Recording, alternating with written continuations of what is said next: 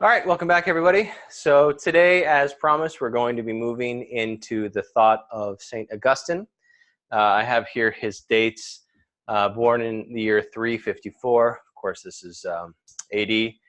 354 lives until 430, which is actually a significant lifespan for that time. Originally born in East Africa and eventually ends up as not East Africa, North Africa, and eventually ends up as the Bishop of Hippo. Now, the biographical details, of course, are important, and you have your background readings for those to get some more context. But we're going to be using his thought to deepen and to clarify and to refine and to expand many of the themes that we've already been working on up until this point. One of the ways in which Augustine is typically understood, in addition to being perhaps the most foundational theologian in the Western and in some cases Eastern theological traditions, and also philosophical traditions as well. Augustine has been and continues to be read by many philosophers, is to recognize how Augustine systematizes many of the theological themes that we're talking about, and also sort of puts them all through the prism of the conception of love. And in that sense, makes love as sort of not only the hermeneutical key, meaning the interpretive key, in order to understand the fundamental meaning of these conceptions we've been talking about, but also as the sort of the ground of theology and the goal of theology. So we really can't overstate how important love is as a concept for him. So we're going to be focusing on love as it relates to theology, as it relates to ethics as we move forward. So the question that I have up here is meant to get us into his thought. And it's a simple one, but it's deceptively simple to answer. Are we free to choose our loves? Again, are we free to choose our loves? And note here, as in many of the questions that we treat in this class, at the most basic level, at the most fundamental level, it's either yes or a no. So it's either the case that we're at least free to choose one of our loves, at least one, or none of our loves. Now, here I want the conception of love we're using to use as sort of an introductory concept in order to get into deeper conceptions of love, to be understood as anything or anyone that one loves. Of course, the particular definition is important, but just use anything or anyone. So it could be a passion, it could be a hobby, it could be a food, it could be an activity, it could be a kind of personality, whatever it may be. The question is are we free to choose that or not? Now, as we're thinking through that and recognizing that at some level it's either a yes or a no, also keep in mind the implications of this view. Of each view, right? So if I say, for example, no, you know what? We just sort of come into the world and we're genetically predisposed to certain kinds of loves. And then on top of that, we have social influences that generate certain kinds of love in us. And no, we're not really free with regards to what we love. So, maybe I was born into a family of really athletic people, and my dad was really into football, and so I ended up being a Giants fan or something like that.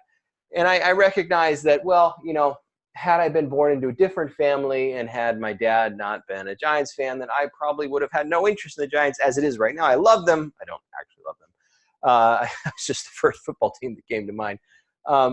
But so I, as this hypothetical case, I do love them, but I can understand that I wouldn't if things would have been different. These loves were just sort of imposed upon me. I'm kind of like a piece of wax, and social and cultural forces impressed certain kinds of values on me. And I also, happen to be born of athletic parents. So for that reason, I was also genetically disposed. Okay, so no.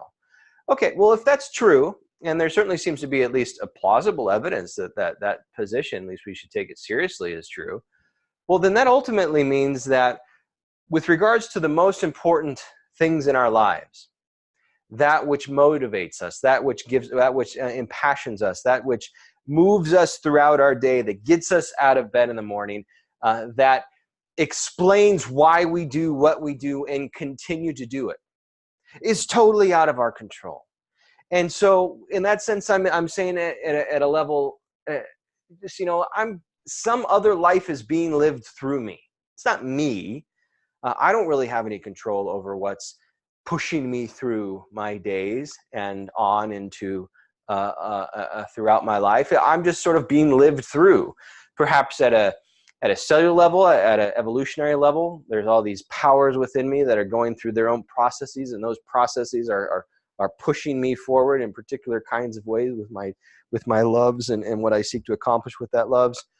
Or also, again, I'm just sort of a slave to these social patterns that I've sort of arbitrarily adopted because they're around me.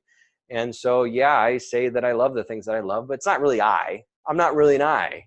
And the I is an illusion, and it's something that I call the corpus of which is the combination of genetic and social forces that is moving forward, and I pretend that I'm an I, but it's not really me. So the implication there is no, your powers, that which most guides you, lives through you. It's not really you in any substantive sense. Now, we could nuance that a little bit by saying, okay, how about if I say that, no, you're not free to control, to determine your loves, or you're not free to choose that which you love, but you are free to choose whether or not to respond to those loves or not. So say, to use a superficial but perhaps very relevant example, I love junk food. Like, I really like to eat very terrible food. Like, this is actually true. This isn't hypothetical. I do.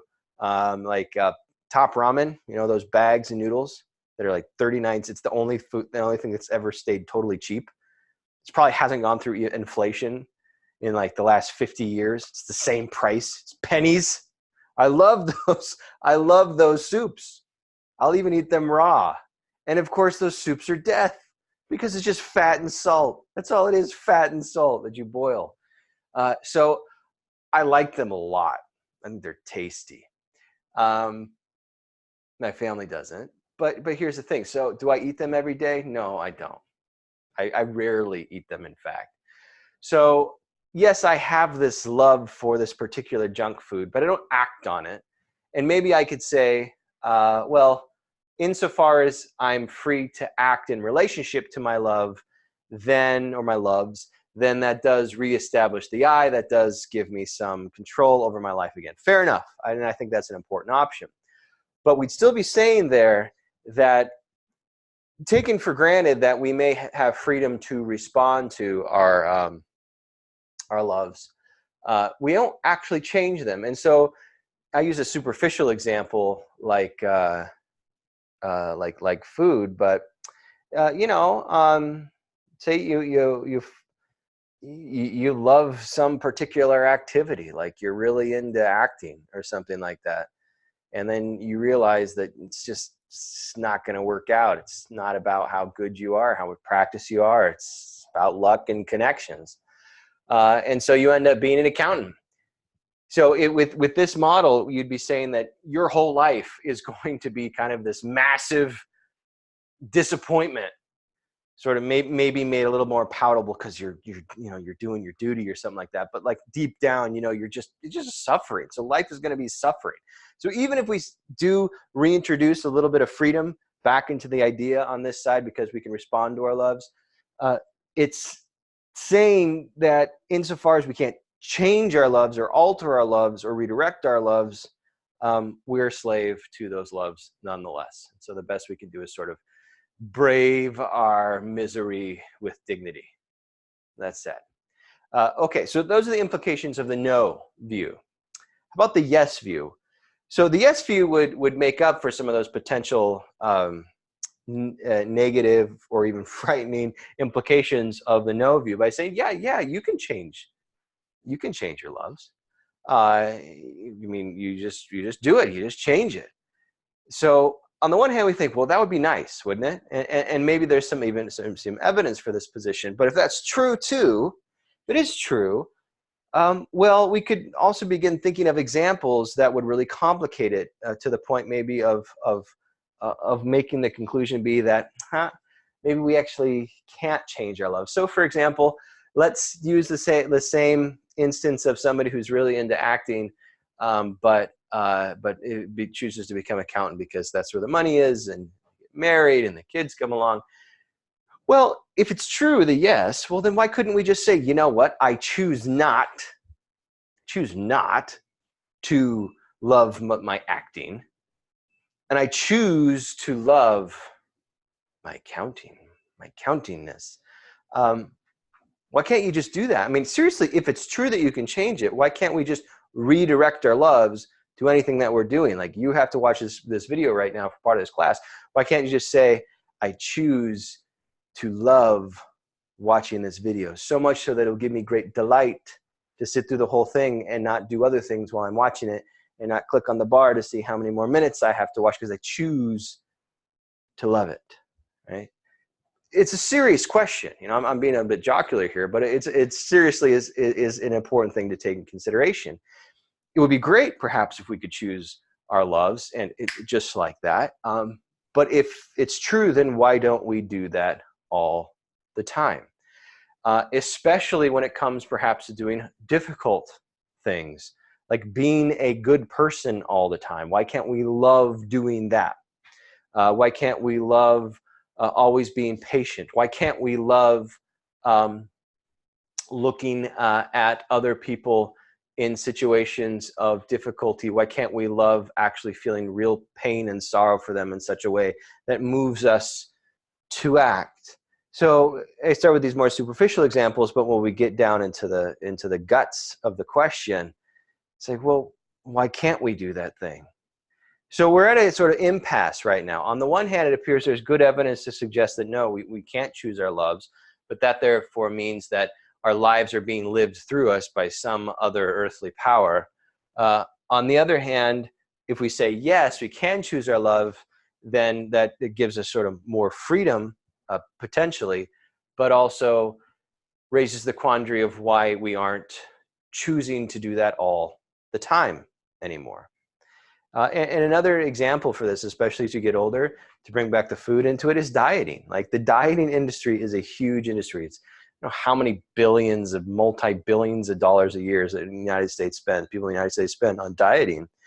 And if it were, certainly if it were true that we could choose all of our loves, or even, you know, some of our loves, then why would there be dieting industry?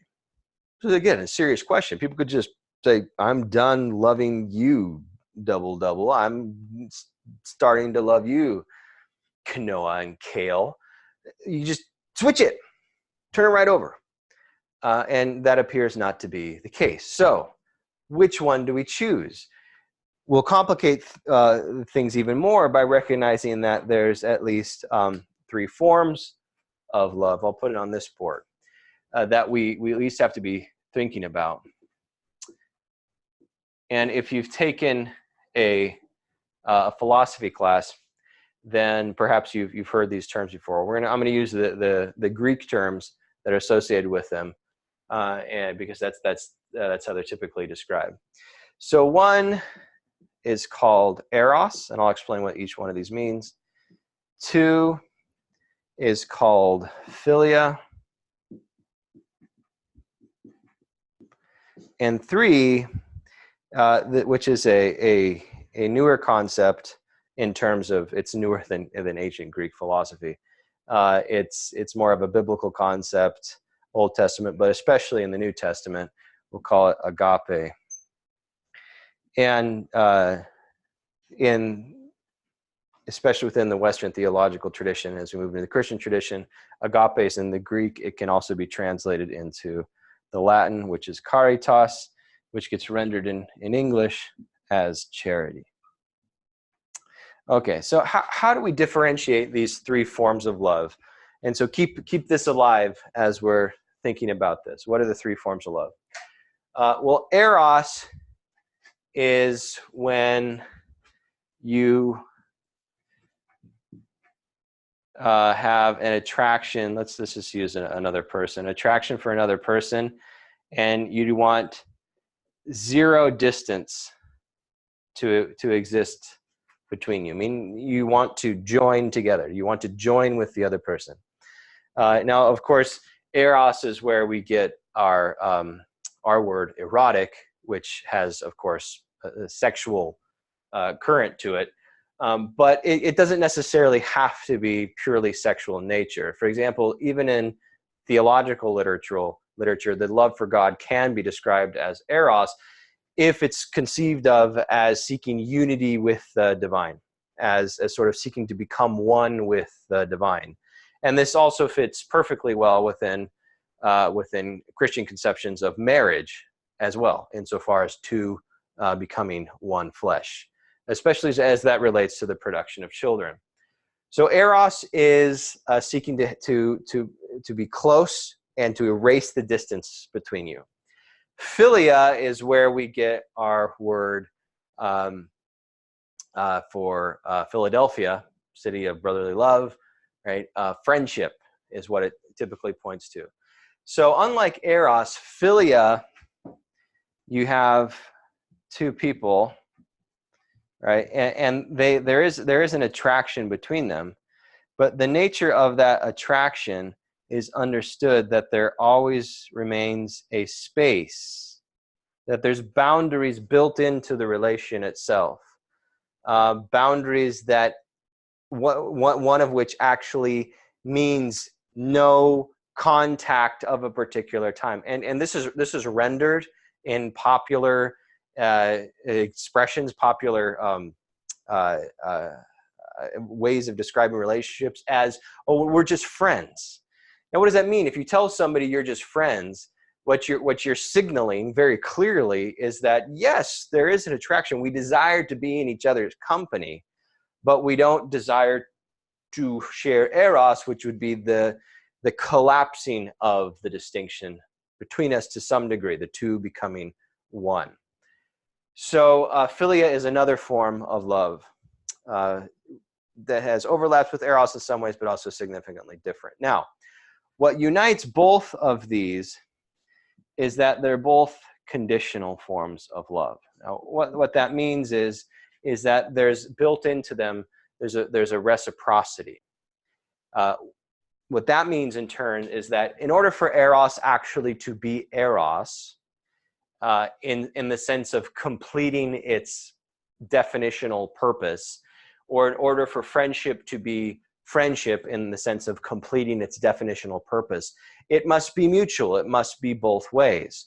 So there really isn't erotic love, and again, we have to get that out of like the realm of pornography. It's been so polluted by contemporary conceptions of sex that it's hard to retrieve it. But the old school understanding of eros is really just it's romantic love. Romantic love. Let me use that word about being romantic. Well, in order for there to be romantic love, it's got to be two ways, right? I mean, it's not only the case from a definitional perspective that if it's, one side wishes to be romantic with the other and the other side doesn't, then that's not eros. It's also would be kind of pathetic, right? To say, well, I'm in a relationship with somebody who doesn't want to be in a relationship with me. It's not actually really a relationship. It's not the fulfillment of love. Well, that also works with friendship as well. I mean, if you have a friend who says to you, I'm not your friend, stop calling me your friend. I know I friended you, but that's totally different. I don't want to be close to you. I don't want to be in your life as a friend. Okay, it sounds harsh. Also means that philia is not active, or it hasn't completed its definitional purpose. So in that sense, both of them are conditional. It requires a response of the beloved, either in terms of eros or philia. Now that's what separates it from agape, which is, unlike eros and philia, it's unconditional. Now, one of the, I think, the most illustrative ways of describing love as agape is defining love as this: I love you agapeically when I seek your good, independent of whether or not you respond to me with either through eros or through philia. So my love is not conditioned upon any response that you have. Now, let me be clear here. Loving agapeically can include the hope that there'll be a good response, a positive response, a reciprocal response. So it's not that agapeic love rules out the desire or the yearning for a response from he or she who is loved agapeically, but it's not dependent upon it. It can exist independently of any particular response whatsoever.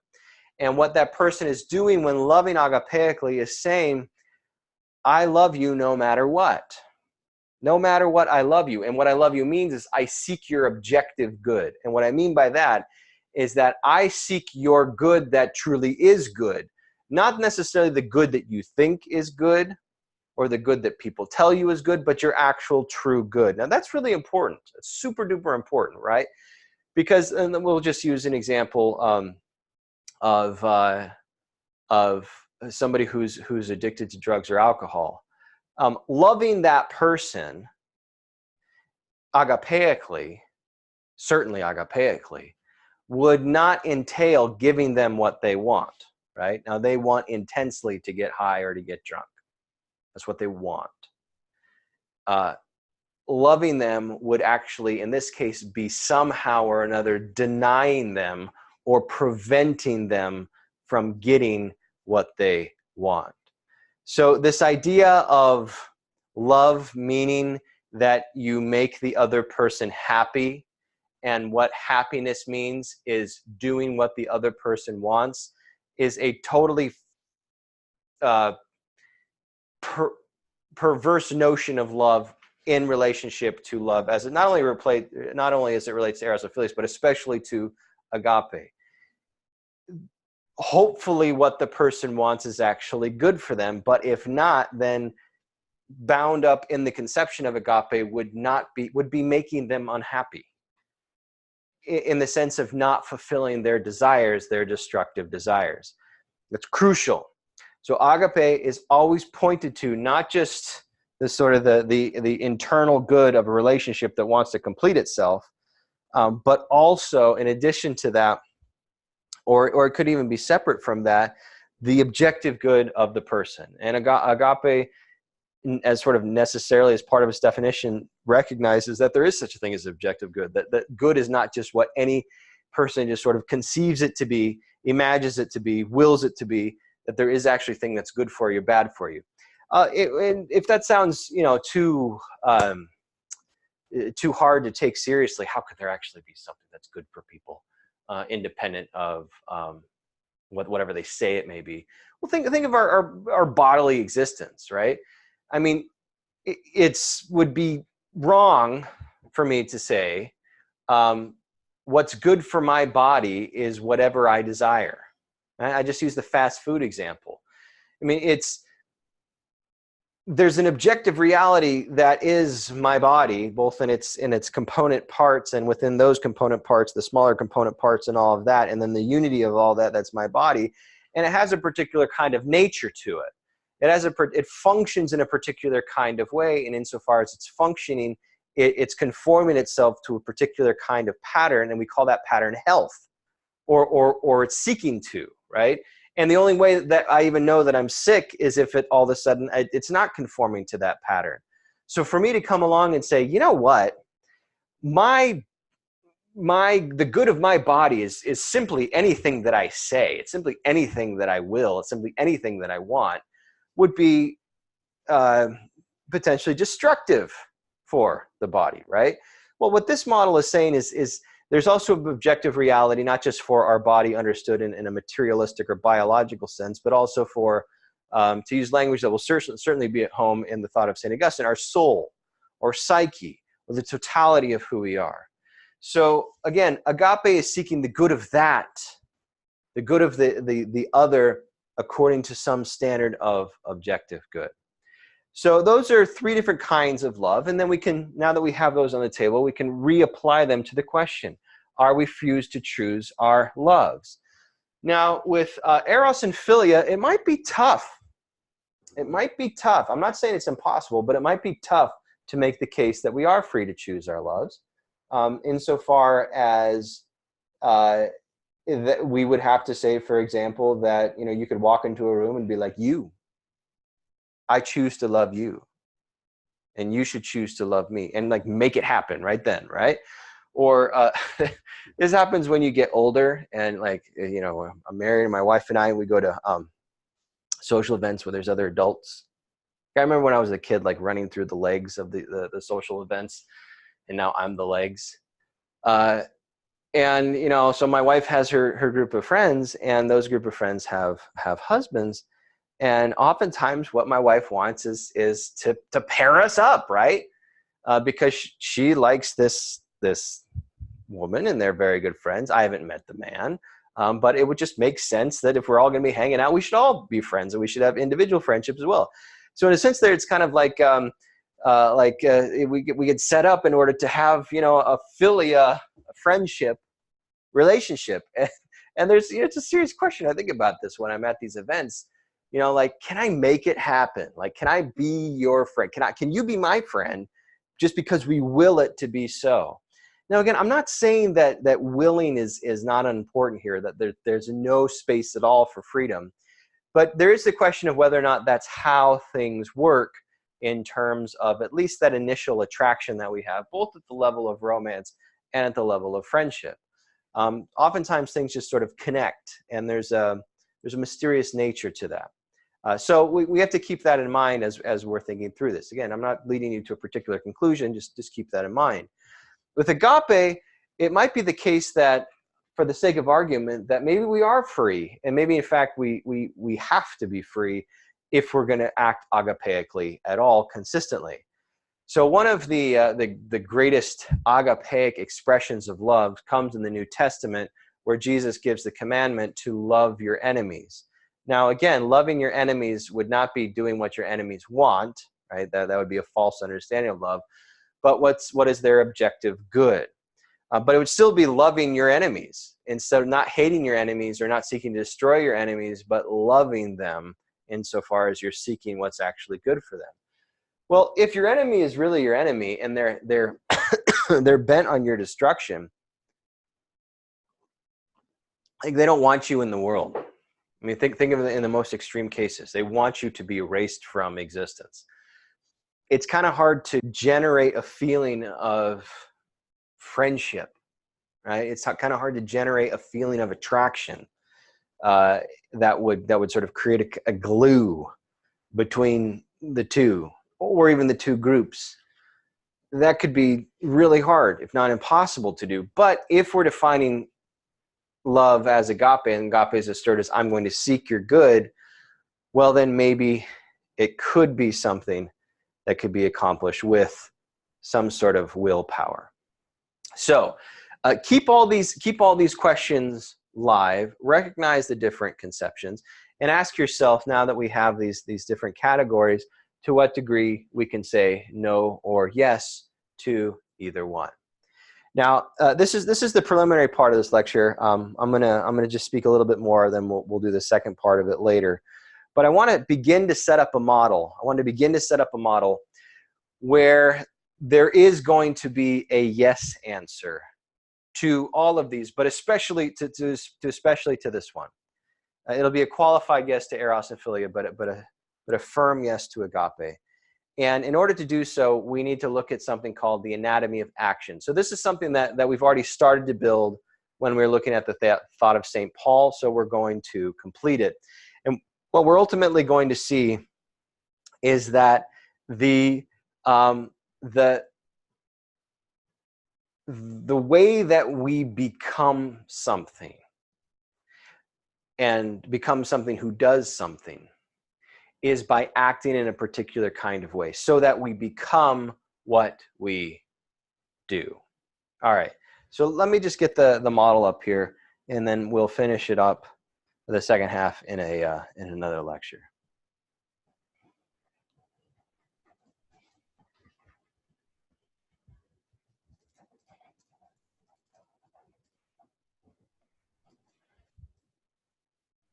Okay, we will call this the anatomy of action. All right. So the basic idea here is we want to look at a human action, a voluntary human action. So not involuntary actions. We're not looking at just movements. So like the cell division that's taking place in my body right now, the digestion of my food, the oxygenation of my blood. That's actually movements. In a sense, we could call them actions. But we want to talk voluntary actions, actions that we're choosing at some level to do. So to do that, we will have the representation of a human being here. And the human being will be looking outward towards the outside. We'll give the human some hair. All right. And here we're going to make a designation between the outside and the inside. So some of this should look familiar from what we looked at in St. Paul. So the basic idea is out here you have action.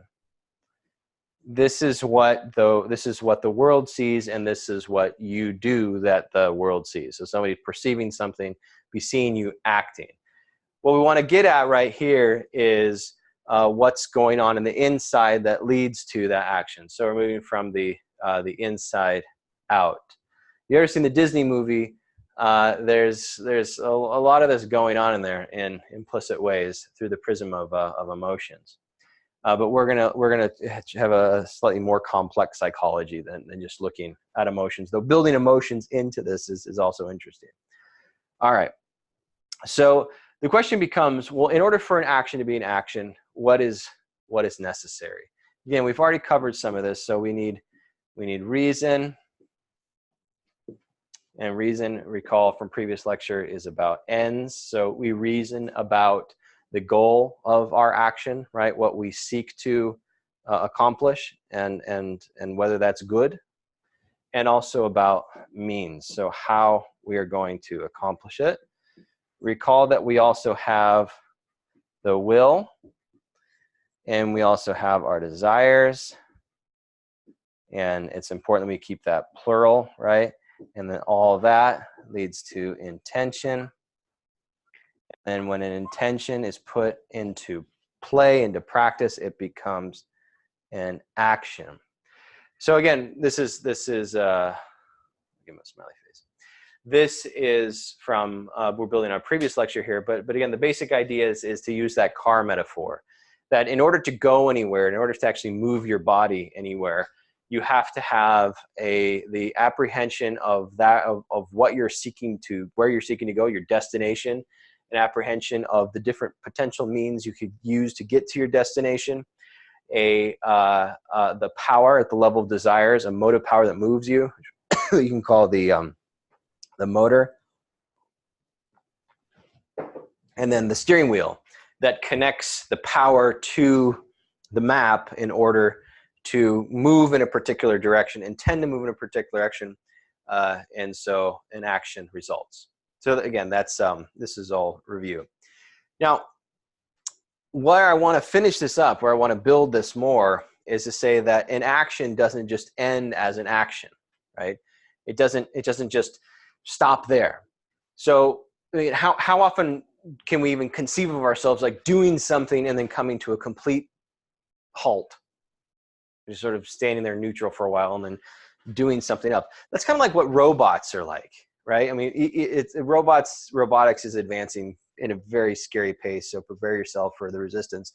But you still get a sense that like there's programming going on, and that's completed a task, and now it's going back to neutral, wait for its other task. Well, human beings are more complex than that, in the sense that our tasks are always connected to other tasks, this other web of tasks, of actions. So the idea is that if you act in a particular kind of way, and you continue to act in that particular kind of way, and you continue to act in that particular kind of way, well, eventually you're going to establish something called a habit, right? And what do we have when we have a habit is we have a kind of thoughtless, not necessarily thoughtless in the sense of unthinking, in the sense of, you're doing something stupid, but rather sort of in the sense of you do it by rote. It just starts to become something, a pattern of action that is just sort of done on its own. You need a good example of this. Look at little kids trying to learn to walk. I mean, it's hard to learn to walk. You forget that now that you walk. But when you first started walking, it was really hard and you fell down a lot. And now you just walk. So walking became, over time, it was deliberate at first and wobbly, but then eventually it just became a habit. So you just started doing it. Well, a habit over time, if it gets so deeply ingrained in you, and I was using the example of something physical, but it could be, we'll look at particular examples here in a moment, but in terms of personality, the way that you laugh, or the way that you respond to praise, or the way you respond to critical comments, it can become a part of your character. And character, actually, another word we could use for character, it's a bit too superficial, but it can be a placeholder, is personality. It can define who you are. So you identify something that you want to do, and then you will to do it. Your will suppresses the desires that are going in opposite direction, activates the desires that's going in the direction that you want it to. You have an intention, the action. Well, over time, you do the same thing. It will become who you are. So the idea here is the insight, and I'll use a different color for this, is that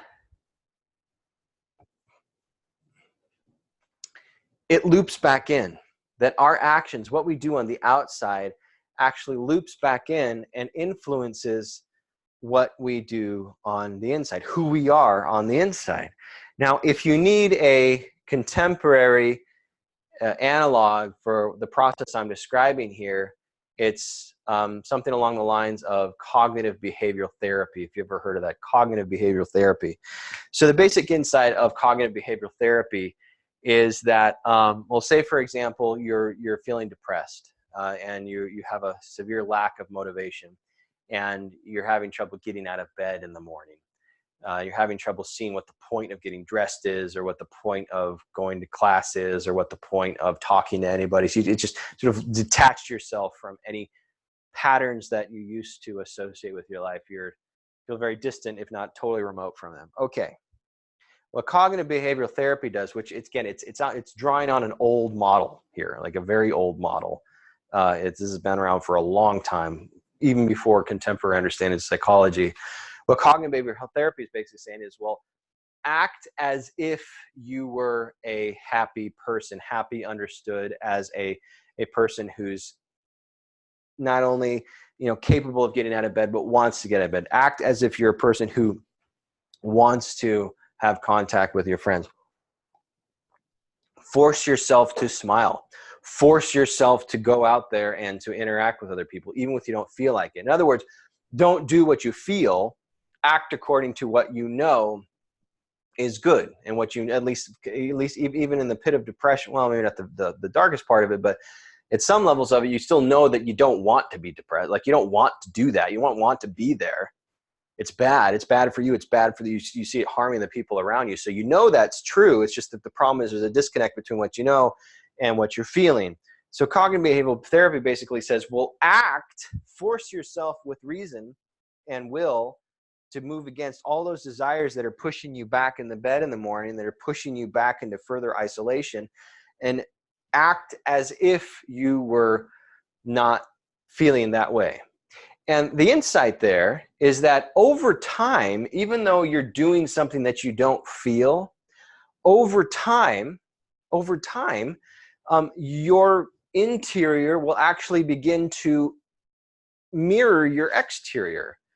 And it can be kind of like a seamless process, right? It can be kind of like, oh, you didn't even realize it, but you just laughed for the first time, and you didn't force yourself to laugh. Like you laughed. That's funny. Like, wait a minute, I just laughed. How did I just laugh? I didn't tell myself to laugh. Well, because you were working on it over time, forcing yourself to see things through the lens of hope rather than despair, something along those lines. that you can map the interior part of you to the exterior part. In other words, you become your actions. Well, that's, to give this a name, and this is the old school name here to it, and it's not used very much anymore, this name, but it's exactly what it is. It's called virtue theory.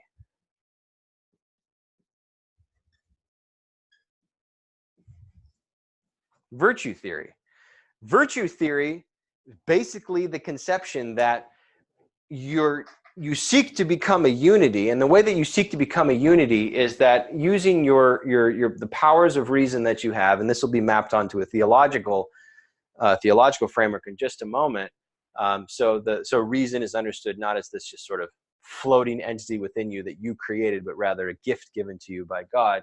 So use the reason that you have to identify what's actually good. For example, you say, well, it's actually good if I weren't such a jerk all the time. It's actually good if I weren't so irritable. It's actually good if I weren't so selfish. If it's actually good if, when I look at a picture, I'm not going to look at me first in every picture I ever look at, and actually kind of really only ever look at me. These aren't good things. These aren't things that are good for me or good for others, and I can make good arguments for why that's the case. But the problem is I do all those things. And so part of me wants to do those things. This goes back to that conception of sin we were talking about earlier, right? The split. What virtue theory says is, well, with the reason and will working together, you can act in such a way, intend to act in such a way, and act in such a way as if you were truly good. And for a long time, you're not going to like it. Like, it's not going to feel good to do things that are going against those desires. But over time, that will begin to shift. And with lots and lots of practice, which we can start importing sports analogies into this as well, right? Like doing the same thing over and over and over, especially when you don't feel like it, especially you don't want to, but forcing yourself to do it over and over and over. Again, you're acting like a good person, even if you think like you're a fraud in the inside, but you continue to act in that way with the recognition, no, that being good is actually good. Then you can become that. By practicing a particular activity, you will become that activity. And first and foremost, what that means, becoming the activity that you're doing, is that you will actually love, and this will build a bridge back to the question before, you will actually love being good. You will love, for example, let's say you have to do service for a class, let's say. And the reason that you're going to do this service for the class is because you want to get a good grade. Let's say like you're shooting for a 4.0 or something close to that when you graduate, and you're very ambitious. You've got all these goals, all these professional goals, but you ended up in this core class and this professor is making you do service, and you're just going to have to do it. Like, there's the only class that fits your schedule. So what can you do? But you're a student, so you're going to do it, and you're going to do it well. Well, in that act, right, you would be doing good things, but not for the right reason. So that's actually not going to work out in actually changing who you are. But let's say there's a little bit inside of you that recognizes, you know what, maybe sheer ambition in life is not the best thing. Maybe some conception of seeking the good of others, especially others whom I don't know, especially others who may be suffering some sort of severe hardship, maybe that's good too. So at least you're a little open to it. So let's say you start doing your service project, and you let that part of reason that was sort of isolated, but still there, you let that part of reason that says, well, maybe these things are good in and of themselves, over time grow.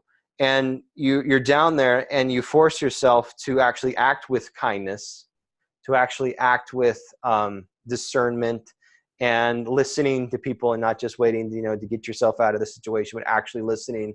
Well, over time, that little piece of authenticity of actually seeking goodness for the sake of goodness, well, it can grow, and it can grow so powerfully that you can become the kind of person who perhaps only used to do service when you were forced to, or to get it on a resume or something like that. You can actually begin to do it because you want to do it. And not in a selfish sense, in the sense that, well, I'm doing this just because I have some kind of hole inside of me that I need to fill, but like, I want to do what's good because it gives me joy. Because it's good, and what's good gives me joy. There's no tearing those two things apart anymore. So you can grow in virtue. You can become good, which means you can become a lover of the good. So to bring this model back to this, what this model is suggesting, and St. Augustine will be adopting this model, that's where I'm spending so much time laying it out here, is saying, yes, we are free. Now, we're perhaps less free with regards to eros and philia, but even there, we're still free. We're still free to make ourselves open, for example, to new experiences, open to new friendships, open to new people. So we're free, at least at that level. So it's not that we're totally free, but we are at least free. And by practicing, we can become better friends, certainly, and better, from a romantic perspective, a better husband or a better wife, right? In the full sense. And just to be clear here, marriage, the conception of marriage would be the combination of eros, philia, and agape. It would be the three of those in one package. So this model would, so this model says yes to this, but it especially says yes to agape. It especially says we can become lovers of the good, understood as seeking the good of the other, independent of their response, by practicing it, by willing it, and by doing it over and over and over. Is it hard? It's like the hardest thing to do ever, of course. I mean, changing, people say people don't change. People really don't change, except for sometimes they do. Sometimes they do. It's rare, but it's possible. And when you see it actually happen, it's not because someday somebody who was just this insufferable jerk got out of bed one day and was just all of a sudden became this really nice guy. Like, that's not usually the story. It's somebody who has probably had some traumatic experience happen to them. Something really shocking happened to their life that has awakened something in them. And then really, really long, hard work, most of it behind the scenes, in seeking to become someone new, which might actually be the original or the best. New in the sense of different than they were before, but perhaps the most them they've ever been. So maybe you know somebody that's happened to. Again, this model would say it's rare but possible, and that's what counts here. Not how rare it is, but whether or not it's possible. And this model says yes, it is possible. Now that's very. I hope that's inspirational. I hope that's like a TED pep talk or something like that. I had a microphone that went like that. And I wore like a black shirt and black jeans. So you're really pumped up now. Let me deflate, because here's the thing. This model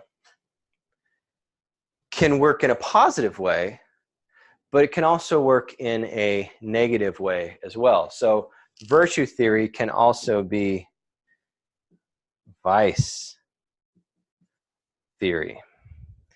And the thing works the exact same way, but just in reverse. And I think I touched on this before in the lecture on sin. But again, the basic idea is that, well, let's say you reason at some point that you're going to do something bad, but it's okay, it's justified because it's just this once, and there's not a high likelihood you're going to get caught, and no one's really going to be harmed, probably. And even if they are, it's not going to be you. They're not going to use you who did it. So you reason. We actually have a word for this. It's not reason, you rationalize. Rationalizing means you figure out reasons to do something that you otherwise, your reason is telling you not to do. So you rationalize to do this one thing this one time. Maybe it's to tell a lie, like a whopper of a lie. But you tell yourself you're only going to do it once. Well, there you've claimed some ground outside. You've now told a lie for the first time, like a serious lie. Like maybe you cheated on your girlfriend or your boyfriend, and now, well, that would be something, that would be two problems built into one. But you're just gonna boldly lie about it. Just like, no way, of course not. And you're gonna create some elaborate story. Okay, one lie, big one, but one. Well, what this model suggests is that, you know what you just made easier? Lying. And now the second lie is going to be that much easier to tell because you've already broken that ground.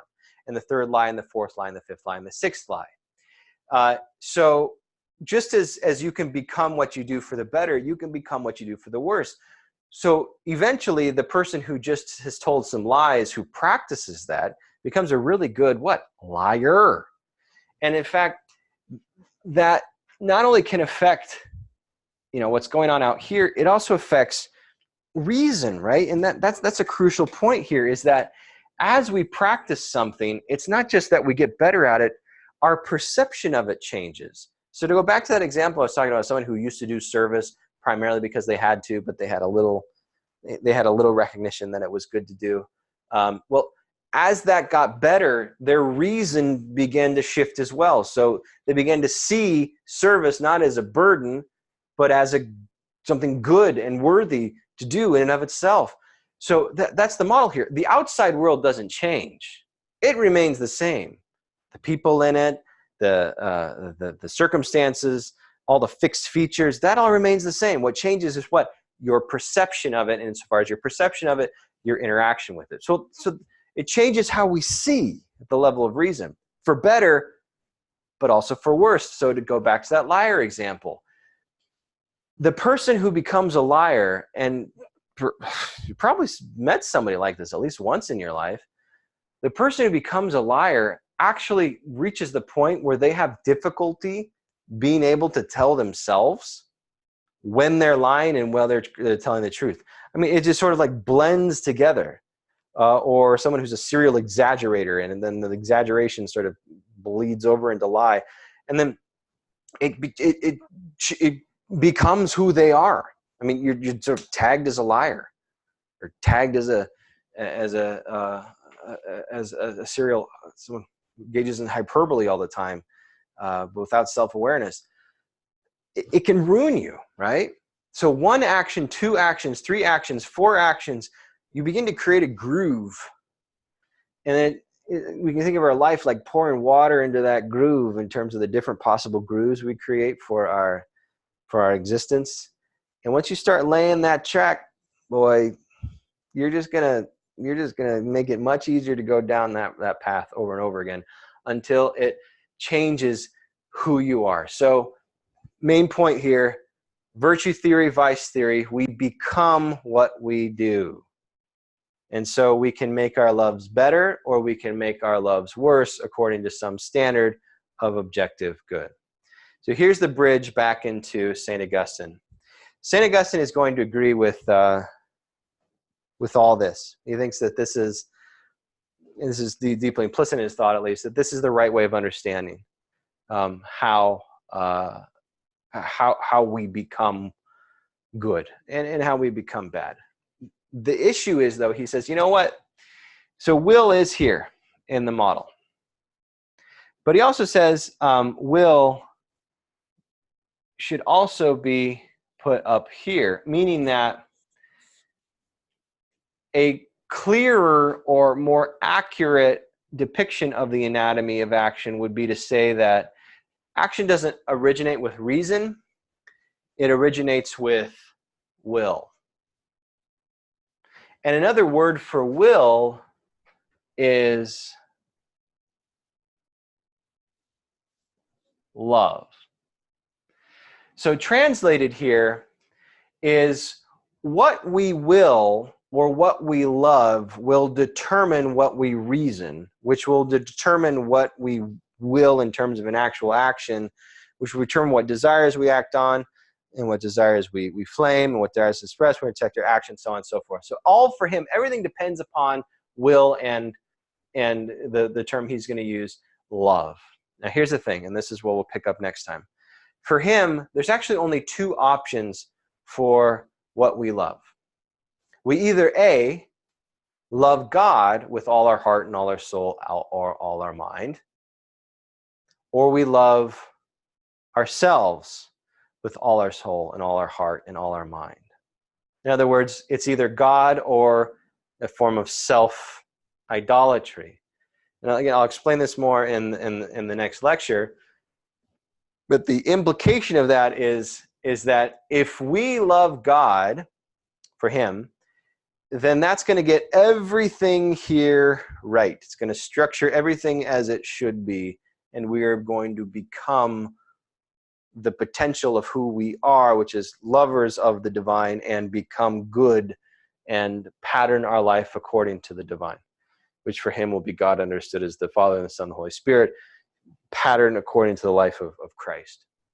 But if our love is bad, and this is huge, meaning if my most fundamental love in life is not the transcendent, but rather me, that I sort of create a statue, as it were, of myself and bow down to that, well, then how I see the world, both in terms of my ends and my means, is going to be all through that prism, through the prism of self-love. So if I am just addicted to myself, I'm just head over heels for myself, I'm the first thing I think about in the morning, the last thing I think about at night, I'm the subject of my own daydreams, my own desire, like I am the center of my own universe.